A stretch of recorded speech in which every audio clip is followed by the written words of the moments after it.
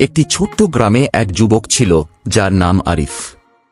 সে ছোট থেকেই শুনে এসেছিল যে সময় কতটা মূল্যবান, কিন্তু বেশিরভাগ মানুষের মতো সে সেসব কথা পুরোপুরি উপলব্ধি করেনি যতক্ষণ না তার জীবনটা সত্যি সত্যি পাল্টাতে শুরু করেছিল।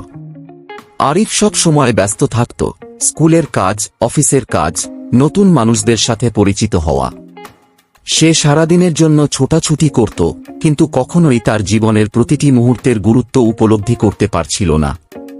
ভবিষ্যতের দিকে তাকিয়ে থাকত, কিন্তু বর্তমানটা কখনোই গুরুত্ব পেত না।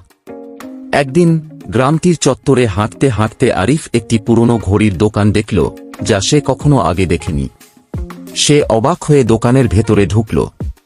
সেখানে একটি অদ্ভুত গন্ধ ছিল এবং চারপাশে বিভিন্ন ধরনের ঘড়ি টিকটিক শব্দ করছিল।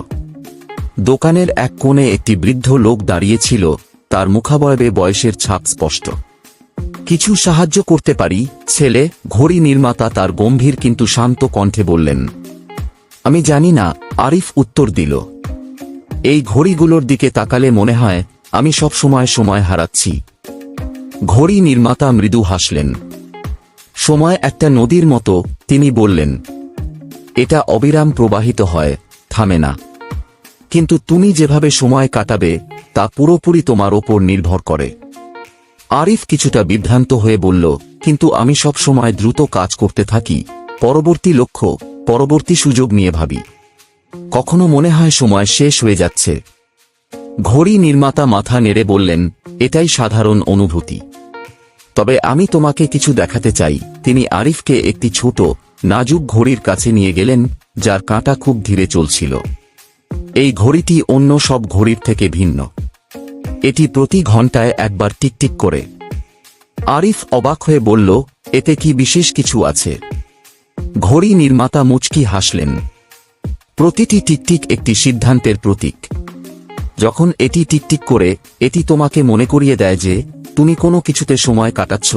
এটা হতে পারে প্রিয়জনের সঙ্গে সময় কাটানো, স্বপ্নের পেছনে দৌড়ানো বা জীবনটাকে উপভোগ করা। সময় শুধু কতটা আছে তা নয়, বরং কিভাবে তুমি সেটা ব্যবহার করো তা অনেক বেশি গুরুত্বপূর্ণ। আরিফ কিছুক্ষণ নীরবে দাঁড়িয়ে থাকল, ঘড়ির শব্দটা তার মনে গভীর প্রতিধ্বনি তুলল।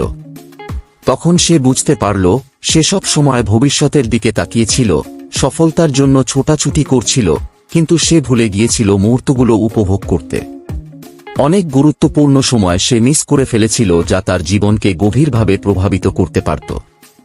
ঘড়ি নির্মাতা আবারও মৃদু হাসলেন, যেন জানতেন আরিফ কি ভাবছে। তুমি দেখো, প্রতিটি মুহূর্তে তোমার একটি পছন্দ থাকে। তুমি সিদ্ধান্ত নাও, প্রতিটি মুহূর্ত তোমার জন্য কতটা গুরুত্বপূর্ণ। সময় কেবল একটি সংখ্যা নয়, তা তোমার সিদ্ধান্তের মাধ্যমে মূল্যায়িত হয়। আরিফ সেই দিনটি স্মরণীয় করে রেখে দোকান থেকে বের হয়ে গেল। সে ধীরে ধীরে জীবনটাকে উপভোগ করা শুরু করল। পরিবারসহ সময় কাটানো, পুরনো বন্ধুত্বগুলো পুনরুদ্ধার করা এবং নিজের শখের পেছনে সময় দেওয়ার মধ্যে সে সত্যিকারের শান্তি খুঁজে পেল। সে বুঝতে পারল যে জীবন একটি দৌড় নয়, এটি মুহূর্তের একটি সংগ্রহ, যা প্রতিটি মুহূর্তকে মূল্যবান করে তোলে। আরিফ আর কখনো সময়কে আগের মতো দেখেনি। সে শিখেছিল যে সময়ের আসল মূল্য তার ব্যবহার এবং আমাদের সিদ্ধান্তে নিহিত।